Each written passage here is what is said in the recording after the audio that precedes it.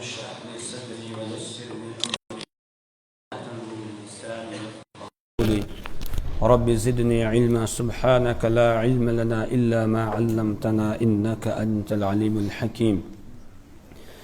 اعوذ بالله من الشيطان الرجيم. بسم الله الرحمن الرحيم. ولقد اهلكنا قبلكم لما ظلموا وجاءتهم رسلهم بالبينات وما كانوا ليؤمنوا كذلك نجزي القوم المجرمين. صدق اللہ العظیم. سورہ یونس کی آیت نمبر 12 تک ہم پڑھ چکے ہیں. آج آیت نمبر 13 سے درس ہو رہا ہے. گزشتہ درس میں ہم یہ پڑھ کر آئے کہ مشرکین نافرمان یہ دعائیں کرتے تھے کہ اگر ہم حق کو نہیں مان رہے ہیں تو ہمارے اوپر عذاب آ جائے. اسی طرح نعوذ باللہ رسول پاک صلی اللہ علیہ وسلم سے بھی یہ کہتے کہ جس عذاب سے آپ ڈرا رہے ہیں اس عذاب کو ذرا لا کر دکھائیے، ابھی تک وہ آ کیوں نہیں رہا ہے. اس پر اللہ تبارک و تعالی نے فرمایا کہ اللہ تعالی تمہاری طرح کسی کام کو جلدی میں نہیں کرتا ہے، بلکہ وہ تمہیں مہلت دیتا ہے، ڈھیل دیتا ہے، سنبھلنے اور سدھرنے کا موقع دیتا ہے. اور تمہاری حالت تو یہ ہے عذاب مانگنے والوں، اگر ذرا سی تمہیں کوئی تکلیف پہنچتی ہے تو فوراً دعانا لجنبہ او قاعدا او قائما، اب تم پکارنے لگتے ہو پہلو کے بل بھی، کھڑے ہوں تب بھی، بیٹھے ہوں تب بھی، ہر حالت میں پھر پکارنے لگتے ہو. اور جہاں مصیبت پریشانی دور ہوئی اس کے بعد پھر بھول جاتے ہیں کہ ہم نے کسی کو پکارا تھا اور اس نے اس مصیبت اور پریشانی کو ہم سے دور کیا ہے. تو تم تو تھوڑی سی تکلیف برداشت نہیں کر سکتے ہو، عذاب کو کیا تم برداشت کرو گے جس عذاب کو تم مانگ رہے ہو. اور یہ بھی نہ سمجھنا کہ عذاب آئے گا ہی نہیں اور ہم اس پر قدرت نہیں رکھتے ہیں. نہیں، پرانی تاریخ اٹھا کر دیکھو کہ کتنی قوموں کو ہم نے صفحہ ہستی سے مٹا دیا جنہوں نے نافرمانی کی، لیکن ان کو بھی ہم نے مہلت دی، ان کو ڈھیل دی، ان کو سنبھلنے کا موقع دیا، سدھرنے کا موقع دیا. جب انہوں نے ظلم کی حدیں کراس کر دی اور انہوں نے نافرمانی کی حدوں کو توڑ دیا، اس کے بعد پھر ان پر ہمارا عذاب آیا. وَلَقَدْ أَهْلَكْنَا الْقُرُونَ مِنْ قَبْلِكُمْ وَلَقَدْ أَهْلَكْنَا الْقُرُونَ مِنْ قَبْلِكُمْ، البتہ تحقیق کے اہلکنا ہم نے ہلاک کیا، القرون بہت ساری قوموں کو، بہت سی جماعتوں کو، من قبلکم تم سے پہلے، لما ظلموا جب انہوں نے ظلم کیا. تاریخ اٹھا کر دیکھو کتنی قوموں کو ہم نے ان کی نافرمانی کی وجہ سے ہلاک کیا. قوم نوح جنہوں نے سب سے پہلے شرک کی بنیاد ڈالی، سب سے پہلے مشرک قوم جن کی طرف اللہ تعالیٰ نے حضرت نوح علیہ السلام کو مبعوث فرمایا. حضرت نوح علیہ السلام ان کو سمجھاتے ہیں، ایک دو دن نہیں بلکہ 950 سال تک ان کو سمجھاتے رہتے ہیں، اور 950 سال تک اللہ نے ان کو مہلت دی ہے. اور جب بالکل حدوں کو انہوں نے کراس کر دیا اس کے بعد پھر حضرت نوح علیہ السلام اللہ کے سامنے فریاد کرتے ہیں. یہ فریاد بھی کب کی؟ آگے ہم سورہ ہود میں پڑھیں گے کہ جب اللہ نے حضرت نوح علیہ السلام کی طرف یہ پیغام بھیج دیا کہ وَلَقَدْ أُوحِيَ إِلَيْكَ کہ آپ کی طرف یہ وحی کی جا رہی ہے کہ جن لوگوں نے ایمان لانا تھا وہ لا چکے اور اب آپ کی قوم میں سے اور کوئی ایمان لانے والا نہیں ہے. تو اس وقت پھر حضرت نوح علیہ السلام نے اللہ کے دربار میں ہاتھ اٹھائے کہ اے میرے پروردگار، جب یہ ایمان ہی نہیں لائیں گے، جنہوں نے لانا تھا لا چکے، پھر ان کو زمین پر رکھ کے کیا کرنا ہے؟ لا تذر علی الارض من الکافرین دیارا انک ان تذرہم یضل عبادک ولا یلد الا فاجرا کفارا، کہ آپ ان میں سے کسی ایک کو بھی زمین پر باقی نہ رکھنا، کیونکہ اگر یہ زندہ رہیں گے تو یہ آگے پھر نافرمانوں ہی کو جنم دیں گے اور نافرمانی ہی میں اضافہ کریں گے. اس لیے اپنی زمین کو کو ان سے پاک کر دے، صاف کر دے۔ اس کے بعد پھر اللہ کی طرف سے عذاب آتا ہے، طوفان آتا ہے، آسمان سے بارش برستی ہے، زمین سے پانی نکلتا ہے اور ان کو غرق کر دیا جاتا ہے۔ یہاں تک کہ حضرت نوح علیہ السلام کا اپنا سگا بیٹا وہ بھی ایمان نہیں لایا تھا، وہ بھی غرق ہو جاتا ہے۔ اور جس وقت حضرت نوح علیہ السلام نے اس کو پانی کے اندر دیکھا کہ پانی میں تیر رہا ہے، اس وقت بھی کہا یا بنی ارکب معنا ولا تکن مع الکافرین، اے میرے بیٹے آ جا ہمارے ساتھ کشتی پہ سوار ہو جا، لیکن سوار ہونے کی ایک شرط ہے ایمان، لہذا ایمان لیا سوار ہو جا، ولا تکن مع الکافرین، کافروں کا ساتھ نہ دے، ان کا ساتھ چھوڑ دے، آ جا میرے ساتھ سوار ہو جا کشتی میں۔ لیکن اس وقت بھی بیٹا عذاب کو دیکھنے کے باوجود پھر کہتا ہے سآوی الی جبل یعصمنی من الماء، اب بھی نہیں کہہ رہا اللہ بچائے گا، اب بھی کہتا ہے سآوی الی جبل، میں پہاڑ کی پناہ لے لوں گا، یعصمنی من الماء، وہ مجھے پانی سے بچا لے گا۔ اور پھر حضرت نوح علیہ السلام کے دیکھتے دیکھتے حال بینہم الموج فکان من المغرقین، ایک موج کا تھپیڑا آیا اور وہیں وہ غرق ہونے والوں میں سے ہو جاتا ہے۔ باپ کے سامنے دیکھتے دیکھتے بیٹا غرق ہو جاتا ہے۔ تو اللہ تعالیٰ فرما رہے ہیں پرانی تاریخ کو اٹھا کر دیکھو، جنہوں نے ظلم کیا، زیادتی کی، اور سب سے بڑا ظلم کیا ہے؟ شرک، ان الشرک لظلم عظیم، بے شک شرک بہت بڑا ظلم ہے۔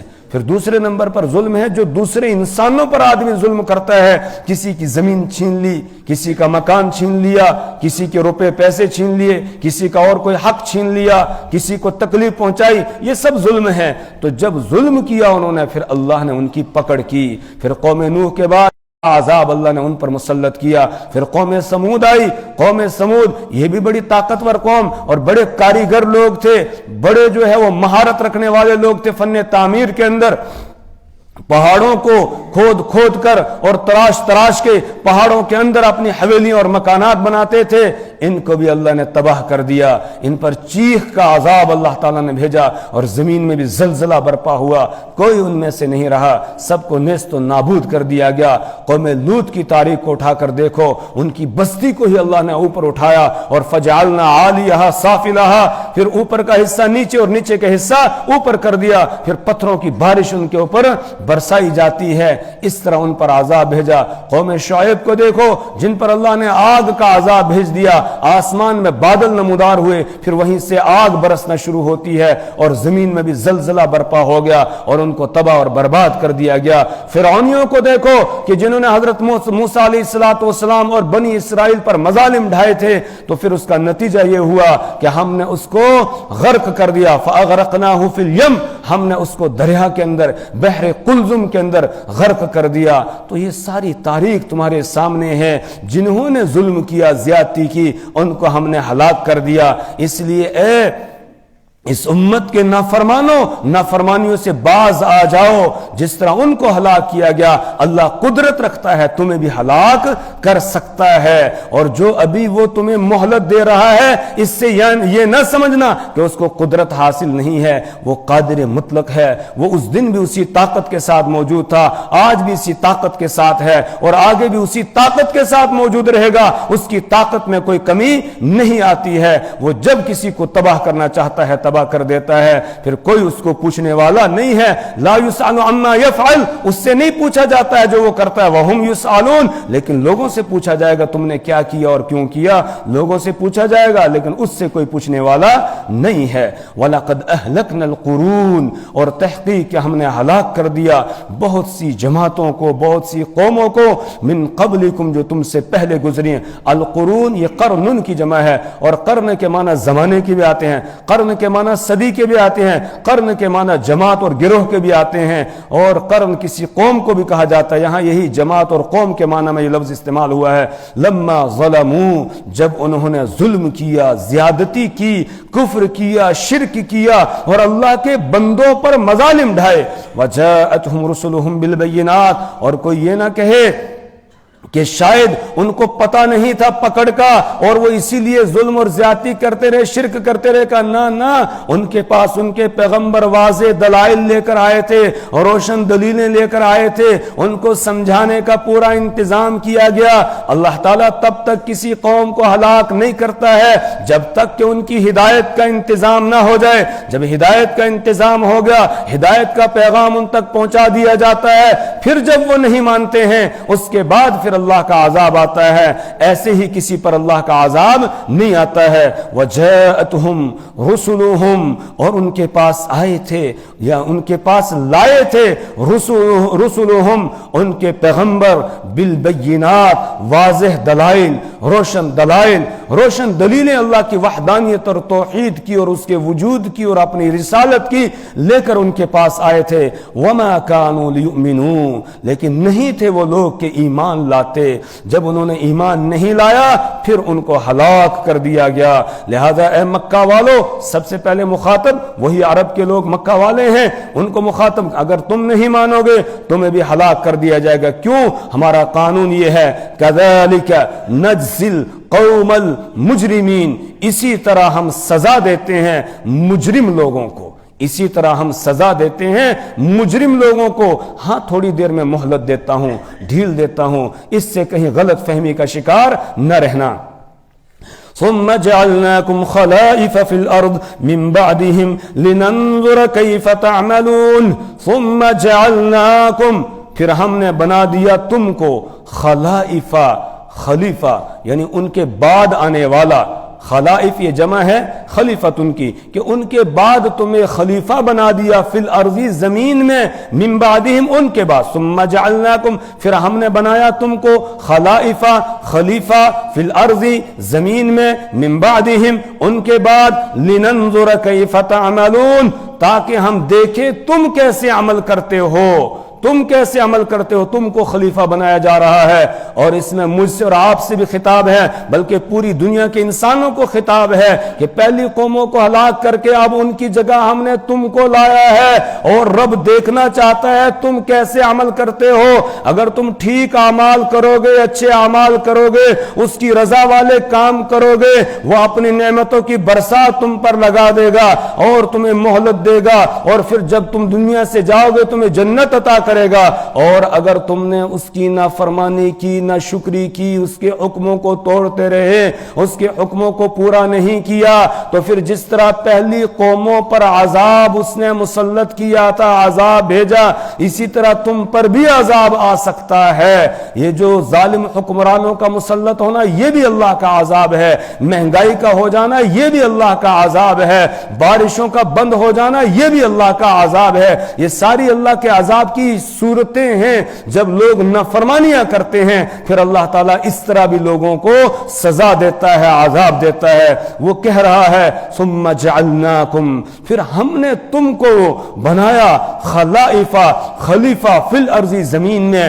من بعدہم ان کے بعد، لننظر، تاکہ ہم دیکھیں کیف تعملون، تم کیسے اعمال کرتے ہو. وہ رب ہمیں دیکھنا چاہتا ہے کہ ہم کیسے اعمال کر رہے ہیں. لہذا ہمیں بھی چاہیے ہم میں سے ہر آدمی اپنا محاسبہ کرے کہ میں کیسے کام کر رہا ہوں، کیسے اعمال میں کر رہا ہوں. کہیں رب کو ناراض تو نہیں کر رہا ہوں، کہیں رب کی ناراضگی والے کام تو نہیں کر رہا ہوں، اس کو خوش کرنے والے کام کرنے ہیں. وَإِذَا تُتْلَى عَلَيْهِمْ آيَاتُنَا بَيِّنَاتٍ، وَإِذَا تُتْلَى عَلَيْهِمْ، اور جب تلاوت کی جاتی ہیں ان کے سامنے آیاتنا، ہماری آیات، بینات جو صاف صاف ہیں، ہماری آیات صاف صاف واضح طور پر ان کے سامنے پڑھ کر سنائی جاتی ہیں، تلاوت کی جاتی ہیں.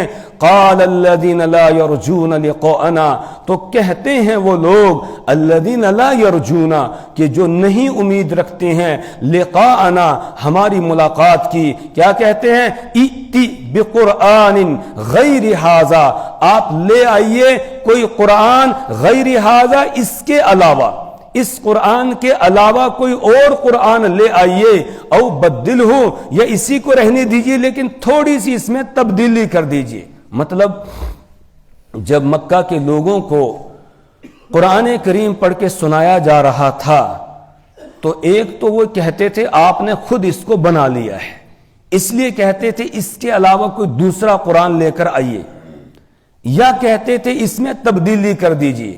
وہ دوسرا قرآن کون سا چاہتے تھے؟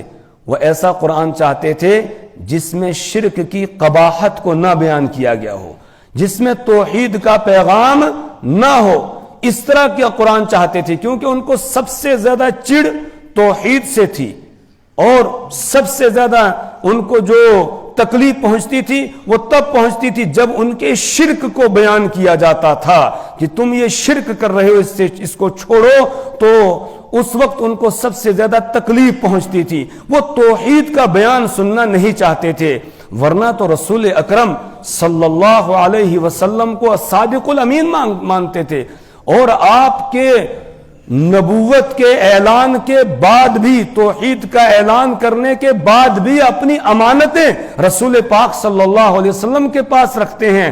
آپ کے کریکٹر پر ان کو کوئی شک اور شبہ نہیں ہے، بلکہ جب آپ نے ہجرت کی ہے، جس دن انہوں نے آپ کے قتل کا پلان بنایا تھا، اس دن بھی حضرت علی رضی اللہ تعالی عنہ کو آپ نے اپنے بستر پر سلایا اور ان کے سامنے مکہ والوں کی، ان کافروں کی امانتیں رکھی اور کہا یہ فلاں کی ہے، یہ فلاں کی ہے، صبح کو ان کی امانتیں ان کے حوالے کر دینا۔ تو معلوم ہوا امانتیں آج بھی آپ کے پاس رکھتے ہیں، آپ کو سچا مانتے ہیں، لیکن چڑ کس سے تھی؟ قرآن سے تھی۔ چڑ کس سے تھی؟ توحید کے پیغام سے تھی۔ اسی لیے اللہ سورہ زمر میں فرماتے ہیں وَإِذَا ذُكِرَ اللَّهُ وَحْدَهُ، اور جب اکیلے اللہ کا تذکرہ کیا جاتا ہے، اللہ کا ذکر ان کے، اگر آدمی کا عقیدہ ٹھیک ہے تو سب ٹھیک ہے، اور اگر عقیدہ ہی خراب ہے پھر چاہے کتنی نمازیں پڑھے، کتنے روزے رکھے، پھر وہ کسی کام کے ہیں نہیں ہے۔ سب سے اہم کیا ہے؟ ایمان۔ ایمان کے بعد ہی اعمال قبول ہوں گے، اگر ایمان ہی نہیں رہا تو پھر اعمال کہاں سے قبول ہوں گے؟ اس لیے وہ یہ چاہتے تھے کہ توحید کے مسئلے میں کچھ نرمی کا پہلو اختیار کیا جائے، تو اس لیے کہہ رہے تھے کوئی اور قرآن لے آئیے جس میں توحید کا بیان نہ ہو، جس میں شرک کی تردید نہ ہو، ایسا قرآن لے کر آئیے، یا پھر قرآن تو یہی رہے لیکن اس میں سے جو توحید کا پیغام ہے وہ نکال دیا جائے، او بدل ہو، جس طرح آج بھی بہت سارے کہتے ہیں نا یہ آیات قرآن سے نعوذ باللہ نکال دینی چاہیے، اور لوگوں نے کوششیں بھی کی۔ ابھی چند سال پہلے کی بات ہے کہ امریکہ کے اندر ایک قرآن تیار ہوا جس کا نام فرقان الحق رکھا گیا، اس میں سے جتنی جہاد کی آیات ہے وہ نکال دی گئی، جو توحید والی آیات تھی وہ نکال دی گئی، اور اس کے بعد قرآن یہی تھا، لیکن بیچ میں سے آیات نکال کے کہا یہ فرقان الحق ہے اور لوگوں کو دیا، لیکن کسی نے اس کو قبول نہیں کیا۔ آج کوئی جانتا بھی نہیں ہے کوئی قرآن تیار کیا گیا تھا۔ اسی طرح ابھی پچھلے دنوں کی بات ہے، وہ ملعون وسیم رضوی، اس نے بھی کوشش کی کہ قرآن میں سے یہ آیتیں نکال دی جائے، اور نکال کر پیش کرنے لگا، قرآن کو بدلنے چلا تھا، لیکن قرآن کا یہ معجزہ ہے خود بدل گیا، کفر کی طرف چلا گیا، اور پھر وہ وصیت کرتا ہے کہ اب مجھے جلایا جائے، اب مجھے دفن نہ کیا جائے۔ یعنی اسلام سے ہی کیا ہو گیا؟ خود بخود نکل گیا۔ یہ قرآن کا معجزہ ہے، جو اس کو بدلنے لگے گا قرآن اسی کو بدل دے گا، نکال دے گا، اس کو پھینک دیا جائے گا باہر، یہاں کسی کی ضرورت نہیں ہے۔ یہ قرآن کا معجزہ، اس کو کوئی بدل نہیں سکتا ہے۔ 1450 سال گزر گئے، کوئی ایک لفظ کا بھی فرق آیا نہیں آیا ہے، اور آئندہ بھی نہیں آ سکتا ہے، کوئی بدل نہیں سکتا ہے۔ انا نحن نزلنا الذکر وانا له لحافظون، ہم نے ہی اس کو اتارا، نازل کیا، اور ہم ہی اس کی حفاظت کرنے والے ہیں۔ تو وہ یہ کہتے تھے آپ دوسرا قرآن لے آئیے، او بدلہ، یا اس کو بدل دیجئے۔